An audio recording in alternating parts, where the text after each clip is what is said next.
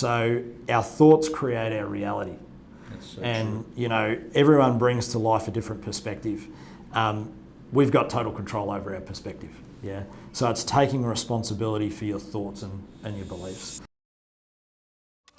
On this episode of my podcast, Relentless Life on Your Terms, Season 3, I sit down with Andrew Rooke, who is an associate director to a big fintech company who lost his passion and started 2 consulting businesses helping high-performance executives with their health and emotional intelligence. This is one great episode with heaps of good takeaways. Thank you. Welcome, and on this episode of my podcast, Relentless, Andrew Rooke joins me. Andrew, how are you? Yeah, good, thanks, Chris. Yourself? Very good. Andrew's CEO of 2 different businesses. Tell us about those businesses, Andrew. Yeah, thanks, Chris. It's lovely to be here. So, 2 different businesses. One's a high-performance coaching business. I help executives and board members with performance. And the other's the Emotional Intelligence Lab. And myself and my business partner specialise in emotional intelligence in an organisational context and in the personal context as well, Chris. For those who are listening, what is emotional intelligence? Yeah, so emotional intelligence is the ability to understand and use our emotions effectively. So, emotions are the way we experience our lives. Emotions help us with our judgment. Emotions help us with our critical thinking. And so it's basically being amazing at using your emotions to your advantage, Chris. And it's so important how people, because we talk a lot about intelligence, but emotional intelligence is a totally different element. And you see a lot of great executives that can control their emotions, their thoughts. When they have difficult conversations, they always maintain their level of emotion so they can always think of the more strategic thing to say. Is there something you find that people don't have high emotional intelligence? Is it something you need to train? Can you have it? Or what do you find? Yeah, absolutely. I mean, some people have it. And it definitely can be trained. So that's the beauty of it. And really, most people get to the top with their intelligence. And the thing that keeps them at the top and keeps them evolving as human beings is their emotional fitness and emotional intelligence. And how does that help in an executive level? It's to be able to have tough conversations, it's to be able to guide someone to the next level. What do you think the critical parts of having a high, an EQ is? EIQ, isn't it? Emotional intelligence? Yeah, absolutely. Spot on the money. So interpersonal skills is where it's at. You're leading a large team, you're building a culture, you want to motivate, you want to drive performance, and that all happens through an emotional lens. Logic can get us so far, but the emotions are really what drives and motivates and inspires teams to perform. And so at that leadership level, it's critical to set a vision that people can emotionally connect to. And then that inspires your teams to really lift and perform at that next level. And I'd like to step back a bit because obviously this decision required emotional intelligence. You were in the corporate sector for quite some time, weren't you? Yeah, what absolutely. Were you doing? Yeah, so I was an executive of a fintech firm 3 years ago now. Yep. Had 800 people reporting into me all over the world. Had a parent company in the US, major clients in the UK. And employees spread across India, China, UK, Australia. So it was straddling all 24 hours of the time zone, Chris. And what got me to that seat was my intelligence, logic, rationality. And I didn't really have the emotional intelligence that I needed to manage the complexities of that environment. The number of people, the different competing priorities, client demands from the parent company. It started to overwhelm me and burn me out, to be perfectly honest, and I lost my joy for the role. I was loving the role when I first started, but in the end I got burnt out, and I decided that really a change was in order for me to get my lifestyle back in balance. And that was really when I first started to recognise the role of my emotions and the role that they were playing in my career and also at home. And I'm fortunate now that looking back over the past 3 years, it's a skill that I've really been able to learn and grow into and develop. And I see in my clients day in, day out, that is the skill that really changes the game for them too. I'm really interested when you said that because you acknowledged that you were burnt out. So these acknowledgements need a lot of emotional intelligence to do so. I beg to differ when you said you didn't. Obviously you had some element of it, or a big element of it.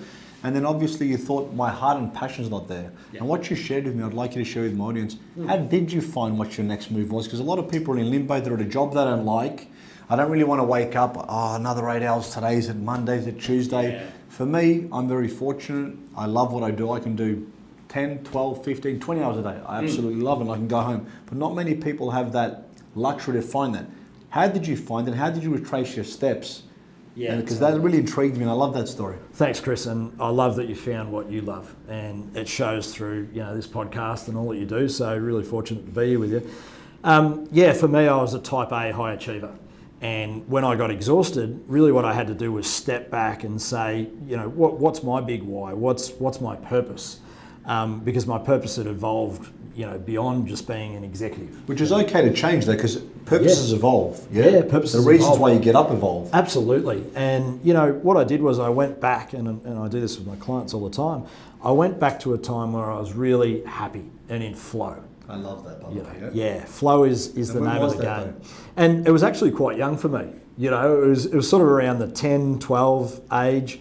And I noticed that it was when I was playing a lot. I had a great role model in my father, played a lot of sport when I was young, just curious about everything in the world. And that's fundamental to creating passion. Curiosity? Curiosity is fundamental to creating passion. Yeah, absolutely. And so I went back and I looked at what was I curious about? What was I passionate about? And then what was the way that I expressed that passion? And for me, it was really about connecting with other people, coaching, teaching, learning in groups. And so I knew it was something in that coaching. And that brought you back to when you were 12 years old. Brought me back to when I was 12 And you actually had those memories to say it was when I was 12. Yeah, totally. Wow. And so that archetype of the coach, if you like, an archetype's a pattern of a role that really inspires you. I knew that it was in that coaching, teaching. To pass on information, to aspire, to help get... Help people with their... Yeah, totally. But really a focus rather than being just on myself, being a focus where I could help other people. And the transmission of that help through the coaching is really where I found, my zone, my flow. And I love doing it. And much like you, every day I don't feel as though I'm going to work. I wake up and I look at which clients I'm meeting today and what problems and goals and challenges they bring to the table, and I'm pretty excited and inspired to help them on their journey. Yeah. But I guess what a lot of people do is they stick into a mundane job or something they don't enjoy. To have that intelligence to say, you know what, I'm done here, I want to take that next step, and I have no doubt you're obviously on a good income back then, you're a high achiever. Not saying you're not now, but I'm saying you had to let all that go to start a business which is going from to that. Yep. But to have that passion to get up and go, it takes, as we said before, emotional intelligence, but also a lot of guts. Oh, it does. To say, I'm packing in my income, I'm going to try something new, let's give it a go. But obviously you can see with the passion that people do, I think it's the only way to do 10 or 12 or 15 hours at anything that you do. Totally, yeah. And also the passion drives the courage. You hear a lot of people talking about courage. For me, the courage to leave that secure role, high paid role, and go basically from there to zero, it needed the passion behind it, because it needed to be sustainable. No one's an overnight success. To be resilient and not quit. Yeah, totally. And everyone fails, and I know a lot of people talk about this, but, the first 3 or 4 months in my business, I struggled to find my feet, and, I learnt to accept failure early on, and but keep trying new things. Keep connecting with people. Keep opening doors with conversations. You work with people around the world. Yeah, around the world. And you're a high achiever. Yeah. Do you know one of them? Just give me one example that they haven't failed before. Not yet. And I don't think you're ever going to find one. I think the highest achievers probably fail the most as well. Yeah, totally. They get back on the horse. They get back on the horse. Why? Totally. So why do you think? Why do you think that is? It doesn't bother them as much. They can just keep getting up. They're more resilient. What are the key factors? Why does someone say I'm going to keep going? Yeah, I think it's an inner belief. And for me, it's I want to get the best out of my life. In a physical sense, we're here for one life. We've got 80 years, or give or take 10, and I want to maximise that life. And part of that's having a great life for myself, and part of that's also providing a great life for my family and my friends and the people that I connect with. So, that's what really drives me, maximising the quality of life and quality of time that I have here, Chris. And something I talk about a lot, and I know that you must do a lot, is goal setting. Yep. How important is goal setting, and is this something you cover with every single client? And if so, tell us a little about some effective ways to goal set. Yeah, for sure. I think goals are really important in the context of we've got to have something to aim at. So I like to use, I like to use an example of an archer. In life, we've got a bunch of different decisions to make. We make decisions every minute of the day. And the archer's got a bow drawn, and pretty much we can shoot that bow in any direction we like, right? But the real art of decision making is collapsing that choice and making a decision. So clarity? Clarity, yeah, absolute clarity. And goals give clarity. What I like to do before I set goals, though, is really tap into a client's value system. Yeah, because our values are our emotional states that we seek out on a daily basis. And our values are what gives us intrinsic motivation. So that's what allows us to be who we are. To keep going. And to keep going, yeah. And sometimes people fall short of their external goals and they get discouraged and they find it difficult to get back on the horse. But if you know that you're internally motivated, you're internally lit up, irrespective of that goal that's outside of you, you'll keep going. And so it starts with values for me, and then we get clarity on specific goals. So values, basically the core fundamentals to why you're doing something. Totally. Because your purpose can change at time. Yep. Your why might not change, but your purpose as you're getting older, I want to have a family. Yeah, I want totally. to build wealth. I want my kids to go to a certain school. They can always change. Yeah, totally. And you know what I'd say to your listeners is, don't get hung up on having one purpose. You know, because we have multiple purposes in life. And like you said, they can change. And I see a lot of people trying to find their one thing. Really what it's all about is flowing with your values. So knowing what's important to you and flowing and letting your life evolve. I've mentioned that quite a few times in our conversation. So I guess if you flow, it allows you the ability to change, but it also keeps you motivated to keep moving forward to whatever that case may be. Because as we get older, totally. Our priorities change. Our life changes. I know for myself it did. I mean, I've got 4 kids now, my priorities changing. Now I'm starting to focus back on my health. We discussed how health is so important because it doesn't matter how effective you are. If you haven't got your health, you haven't got much. Now you mentioned 3-4 key pillars to me. What were those key pillars? Yeah, so having a healthy mindset is really important. So our thoughts create our reality. That's so and, true. you know, everyone brings to life a different perspective. We've got total control over our perspective. Yeah. So it's taking responsibility for your thoughts and your beliefs. So we do a lot of work on mindset. Emotional intelligence we've covered also. That's the second pillar. Physical and biological health supports our mental health and our emotional health. And so physiological health, having boundless energy, you know, is great to bring to your passion and pursuits. You know, you work massive days and you wouldn't be able to do that if you didn't have the energy to do that. And so physiology is really important too. And having a compass that you're pointing to is really important. So clarity or purpose? Clarity on purpose. And, you know, really those 4 things in combination give us a sense of inner peace and performance in life. What are some of the commonalities you found in some of the high executives you work with around the world? What are some of the commonalities in terms of achievement or commonalities in terms of areas that they need to evolve in or work on? Yeah, evolving, yeah, for sure. So, I mean, they've all achieved in a career sense. You know, I mean, that's clear. To sit in that seat, interesting. You know, it's an incredible achievement. And a lot of people, they're on the treadmill, they're climbing the ladder, and they don't stop to actually reflect on what they've achieved. And that's number one. I see a lot of executives that just lose a sense of themselves in the process. Yeah. And, you know, a lot of my executives come with self-esteem problems, problems in terms of taking full responsibility. I think the way the modern corporate environment has evolved. What do you mean by taking full responsibility?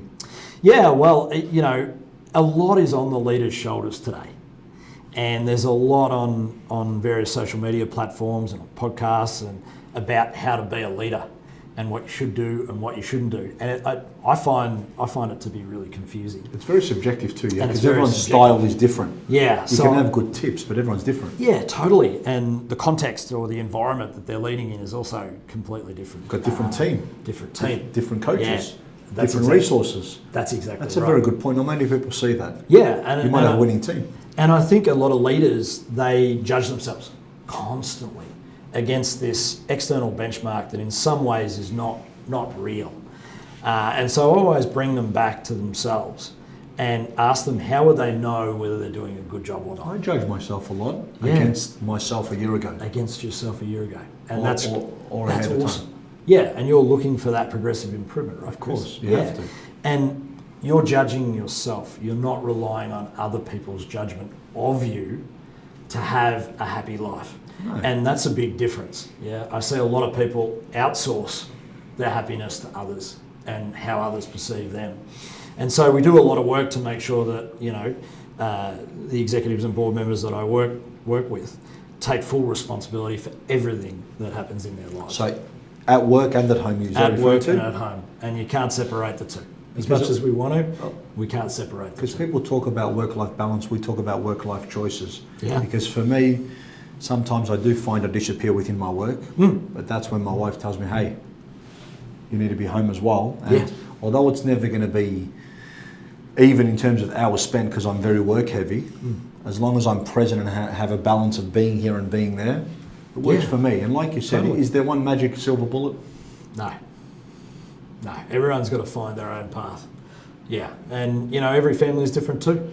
Family needs are different. Everyone has a different internal family system. Different purpose, different roles within the family too. I know me and my wife, we sat down at the start of the year and we looked at the roles we play in the home environment and what we were doing on the business front, and we changed some things up. I wanted to contribute more to the house and help her with her roles, and so we changed it up, and it's working really well.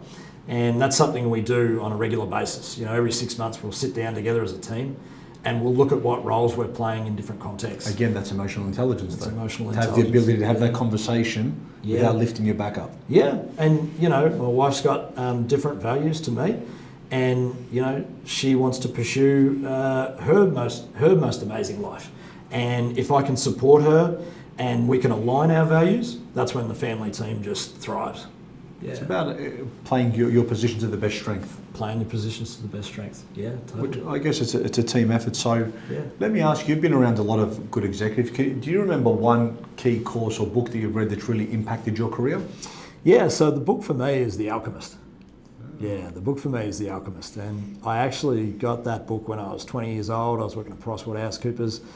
One of my great friends gave that to me. And really, I know a lot of people would have read The Alchemist, but basically the central tenet of it is life is all about the journey and enjoying the experience of the journey. When we go to a concert, we don't go for the end. We go for how the concert unfolds, and we go for the experience of being part of the crowd and listening to the music. And it's much the same with life. It's all about the journey, Chris, I think. That's a concept I've never really grasped. I'm starting to understand now. Yeah. Everything I do, and my wife's helping me understand this, funny enough, is about the result. It's about the end. It's about the next level. It's something that now that I'm close to 42 that I'm starting to understand. It's awesome. I never understood it before. Yeah, that's awesome. Well, we have rocks in the way of our goals, and it's like Bruce Lee says, be like water. The water will flow around the rocks. That, yeah. It's a great quote, isn't it? Yeah. Be fluid like water. Be fluid. And that fluidity gives us a resilience. And we're enjoying the journey as we travel down the riverbed. And we will hit the goal because our values are aligned in that direction. And it just enables us to enjoy the journey. So the first thing when you look at it, when you speak to an executive or a high performer or someone in the C-suite, whatever, what's the first thing you look for? First thing that I look for in executives? Well, first thing I look for is how I can be of service to them. I want to know what their goals are, what their challenges are, what the problems are in front of them right now.